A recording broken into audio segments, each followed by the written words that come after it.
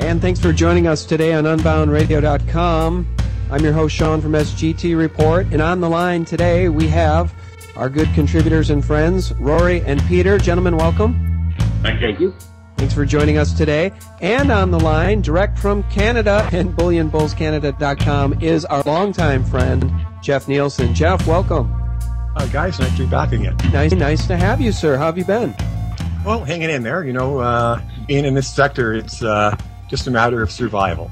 Yeah, it kind of feels that way at this point. We all could use a life preserver, couldn't we? For sure.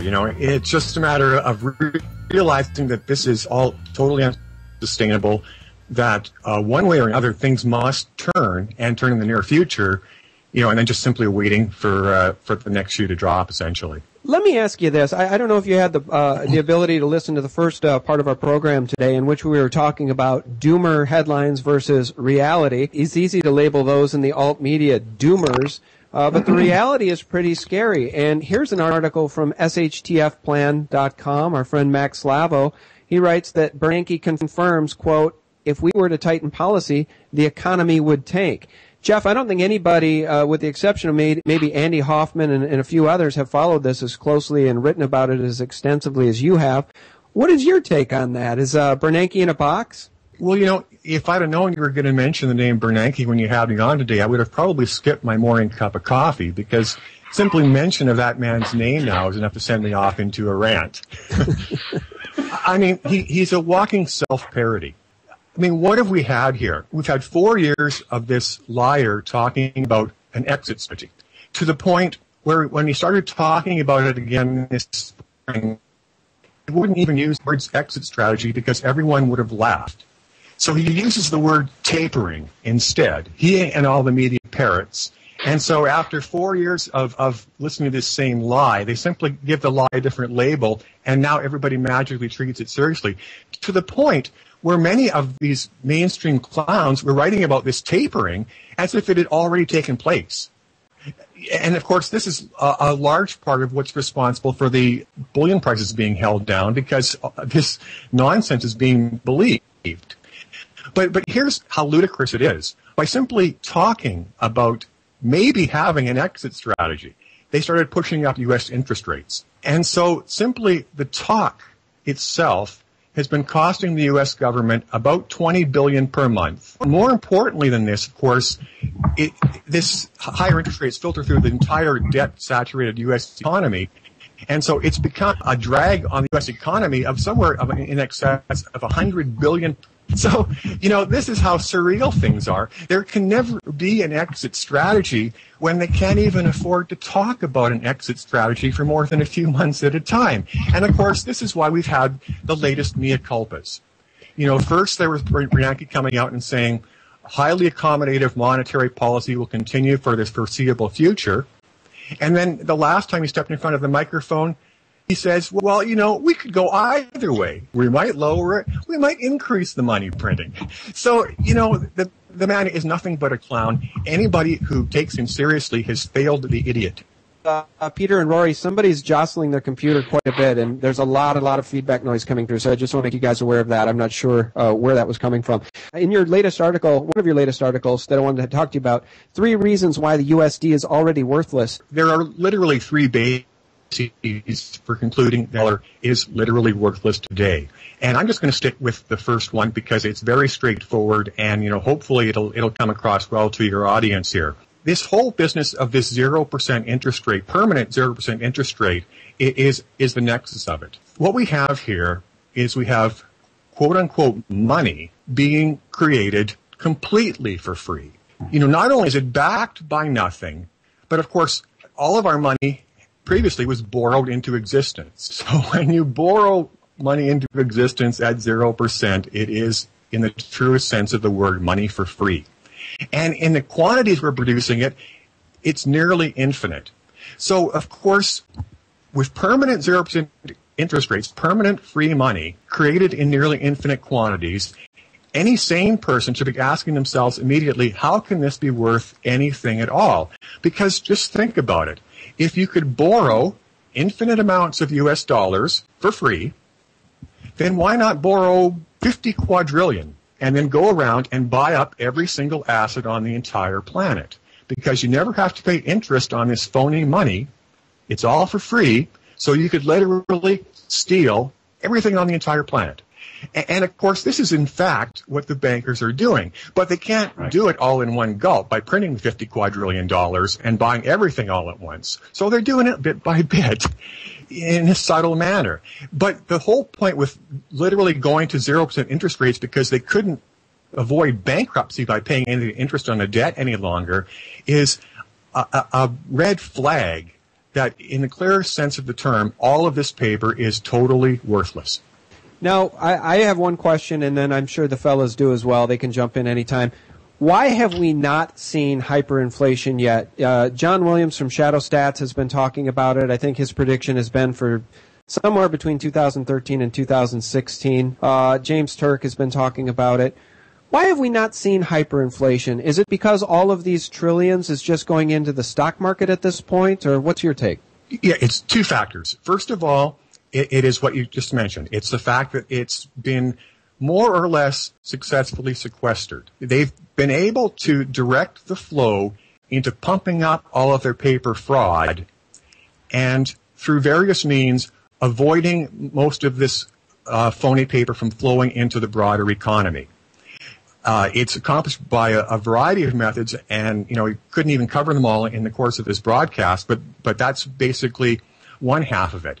Along with that, of course, though, hyperinflation is a confidence event. It's a psychological event. So the more successful our lying media is in telling the sheep that, quote unquote, there is no inflation, the longer the detonation of hyperinflation can be delayed. Now, before we move on here, and I think I do want to talk to you if we have the time about your other article, The Fraud and Conspiracy of Bullion-Leasing. I know that's a big nut to crack, and we're running short on time here. We have 4 minutes left in this segment and 5 in the next. But I do think that needs to be addressed because people are sick and tired of these manipulated prices of physical gold and physical silver because people have put so much time, energy, and money into accumulating these metals, which I think is the right thing to do. It's the liberty-minded thing to do.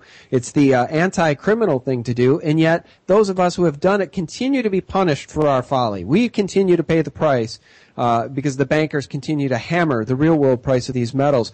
But before we talk about your article, The Fraud and Conspiracy of Bullion-Leasing, gentlemen, do you have follow-ups for Jeff Nielson? Yeah, I do have a quick question. It ties into his article, The 3 Reasons Why the USD is already worthless. And if we can see that this worthless paper is exactly worthless, why can't the Chinese and the other nations around the world see that? And I understand that China and Russia and the other big creditors are moving away from the dollar. Do you see China being able to come out with a gold-backed yuan within the next 2 to 5 years? Short answer to that is no, because you simply can't have a transition from a purely paper dollar to a gold-backed renminbi. Because if you ever attempted something like that, you would have the monetary stampede to end all monetary stampedes, as people fled totally worthless paper into a valuable currency. So the transition that will take place must be from a paper U.S. dollar to a paper renminbi. And of course, this is why China is content to play along with this game of worthless paper.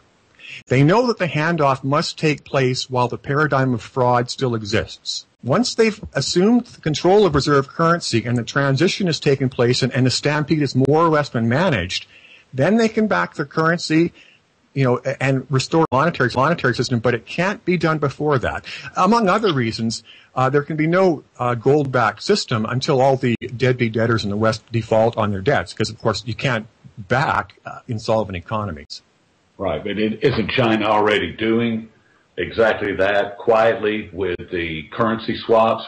The currency swaps and trade agreements are all part of the process in the transition to reserve currency. As you drain the swamp and engage in these currency swaps, the nations that receive these renminbi are then permanently trade, all or most of their trade in renminbi from that point onward. So these swaps are all about the reserve currency transition. And then, of course, behind the scenes, we have the massive accumulation of gold reserves in preparation for the second stage further down the road, where it then moves from paper renminbi to gold-backed renminbi. Hey, Jeff, it seems to me that one of the most muddied waters aspect to the gold and silver market, gold in particular, is this bullion-leasing theme. It confuses me. I'm not sure how the banks continue to get away with this. Can we just talk briefly about your recent article, The Fraud and Conspiracy of Bullion-Leasing? Help us understand what the big bullion banks are doing and how it's destroying the physical price of precious metals. Well, one of the reasons I watch the mainstream media so closely is to look for gotcha moments where they basically confess some of the things we've been accusing them of doing. And so, when I saw a Reuters article which talked about literally borrowing gold to sell it, that was when I saw my moment. Because, of course, nobody can legally sell something unless they own it. The only context in which you can borrow something and then sell it is the illegitimate world of short selling. So what we have the mainstream media doing is explicitly noting that essentially the bullion leasing market is a lease to short market. It's a fraud transaction being entered into solely for the purpose of driving prices lower. And I label this as a fraud transaction because, of course, no legitimate asset holder of bullion is going to lend out their own asset for the sole price of driving the value of that asset lower. So we have a process which is fraudulent at both ends. We have the lenders of the gold, engaging in serial fraud by holding an asset solely for the purpose of destroying its value, which is the only reason the Western central banks hold gold at all. And then we have the traders who are engaging in this process. And of course, as we know, a large portion of the leased gold never gets returned, which is how the short position has been able to creep higher and higher over the years. So it's a fraud-saturated transaction, and we now have the main itself confessing the existence of it. So we've really come full circle here today. We started the show, the first segment of the show, by talking about labels such as doomer or conspiracy theorist. And those ad hominem attacks are really no longer effective to those of us who are awake. And all of our listeners are awake. We know that those are just labels. But if we dig deeper into those labels, conspiracy theorist, isn't what you just described, this collusion between central banks, isn't that in and of itself a conspiracy? Well, that was why I wrote the piece a while back entitled The Non-Conspiracy Nuts. We have all of these conspiracies taking place out in the open. The LIBOR conspiracy, the conspiracy where the U.S. Attorney General publicly pledges to cover up all Wall Street crime, the bullion-leasing conspiracy. And so, of course, for people not to believe in things that are taking place out in the open every day right in front of them is entirely irrational. In the 2 minutes that we have left in the program, what would you tell people who really, truly are just sick in their gut from watching silver fall from 48.5, 49 down to 20, below 20? It's truly been painful if you need that money today. It's painful if you think about the math and your paper losses. What sort of words of advice or, boost can you give people? It's all about fear of the unknown. The angst people are suffering as these criminal operations take place in our markets are based on the fact that they don't have a complete understanding of why their bullion is in fact the ultimate insurance. So my advice to people is just do more reading. Not necessarily about bullion itself, but The Money Masters is a fantastic documentary which tells us an incredible amount of history about what's really taking place in the world. So watch that. Read about why our paper is all worthless, because of course if the paper's worthless, bullion must be valuable. That's right. The Money Masters is Bill Still's amazing documentary, one that I've watched twice, I think almost 3 times I've probably watched that thing now, because it is so packed full of information, and he was getting the word out there long before most of us even knew who the Rothschilds were.